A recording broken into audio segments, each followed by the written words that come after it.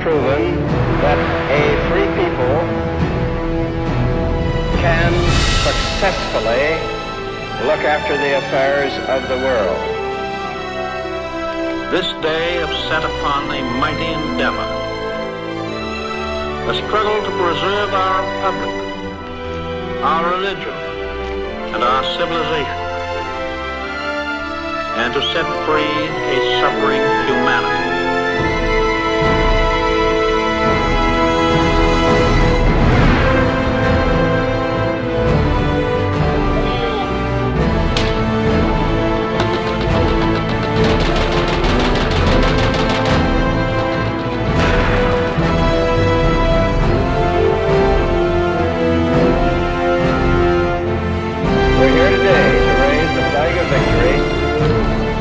Capital of our greatest adversary. That in raising that flag, we are raising it in the name of the people of the United States who are looking forward to a better world, a peaceful world, a world in which all the people will have an opportunity.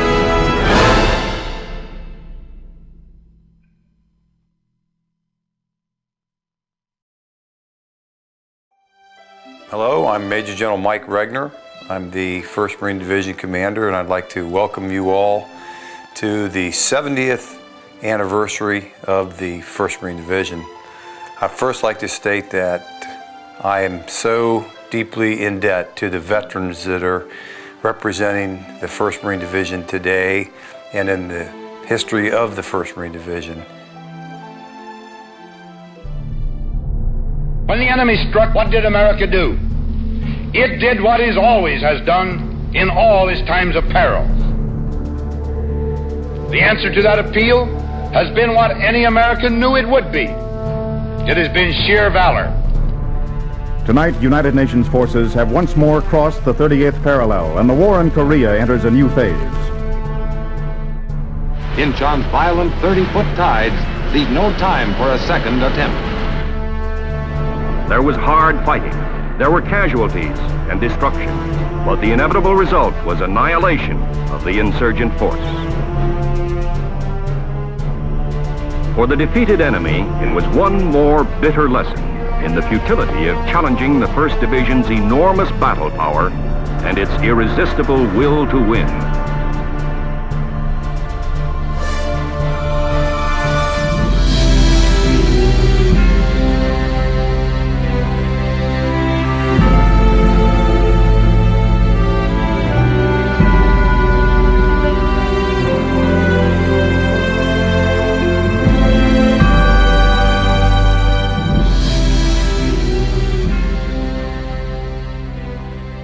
Over the past 70 years, the 1st Marine Division has changed in both size and mission. One thing remains the same. The 1st Marine Division has been at the tip of the spear for the nation's most elite fighting force and sets the standards for the United States Marine Corps. Fighting in every major battle since World War II, it is the oldest and the most decorated division-sized unit the Marine Corps has to offer. The division fought its way across the Pacific, landing at Guadalcanal, Cape, Gloucester, Peleliu, and the largest amphibious assault in the Pacific, Okinawa.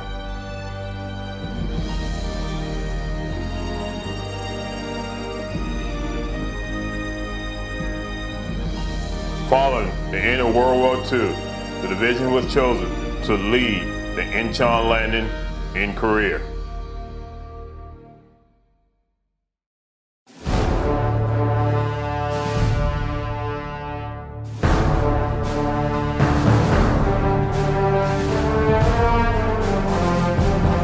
I couldn't wait to get to Korea. Well, after I got there, I had some second thoughts. And all of a sudden, they opened up on us, and bullets ripped our shelter half in half. I mean, it was hitting all around us.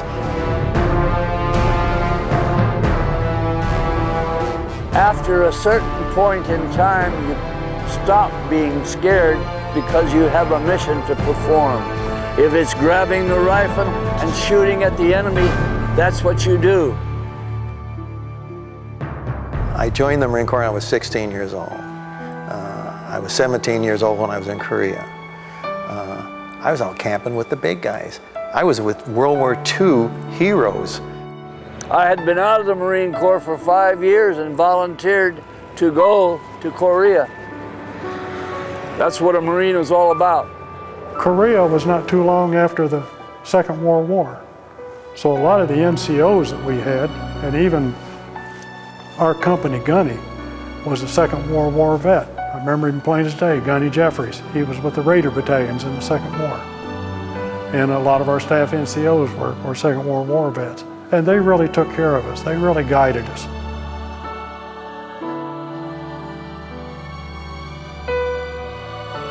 Well, the weather was very cold. We didn't dig in. We laid out on the ground. And one night we were laying out there, and somebody said it was 25 below. You never slept with your sleeping bag zipped up, and I never took my boots off.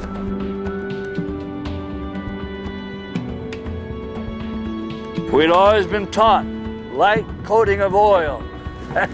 You get up to 20 degrees below zero, that oil is too much. It froze up just like that. The dry weapons were the ones that kept firing, and they had a lot of trouble with stoppages at the reservoir. Failure to fire, failure to eject. Yeah.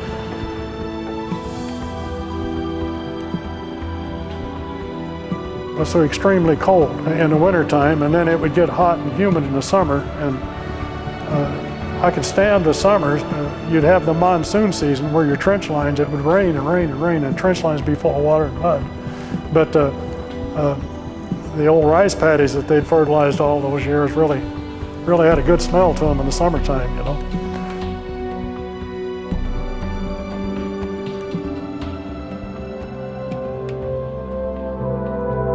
There were 7,000 some odd Americans known to have been captured in Korea.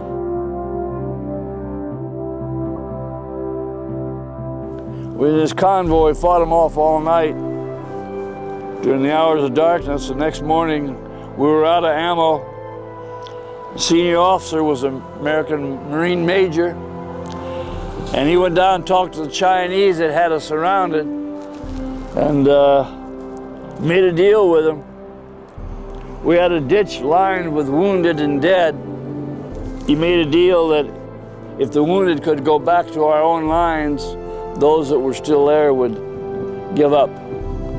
And he talked to us, and we weren't necessarily for that thing. We were going to fight to the finish, we thought. It's a shock to realize you're a prisoner.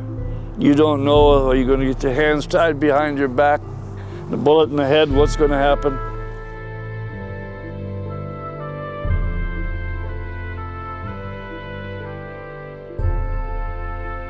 They used to brag about how good they had it. One Chinese officer instructor told us one day, he says, in China, I can have an egg for breakfast every day. Some old boy in the rear piped up, hell, I could have a dozen every day if I wanted them. As it turned out, we were always on the walk, on the march. We stay a while in the camp, on the march again, moving us around. We didn't get enough to eat, naturally. There was very little, if any, medical treatment. Marches, forced marches, were hard to take. You just kept plodding. I've heard people say that we lost the war in Korea, and I tell them that is wrong. We saved all of South Korea, and that's become a great ally and a very industrious nation. I mean, they build cars, they're behind the United States, they're a good ally of the United States, and to me, we didn't lose that war. People say if you fly over Korea's at night, North Korea is pitch black, and all the lights in South Korea, and you got a whole free nation. a very industrious nation, and a very good ally. That makes me feel good.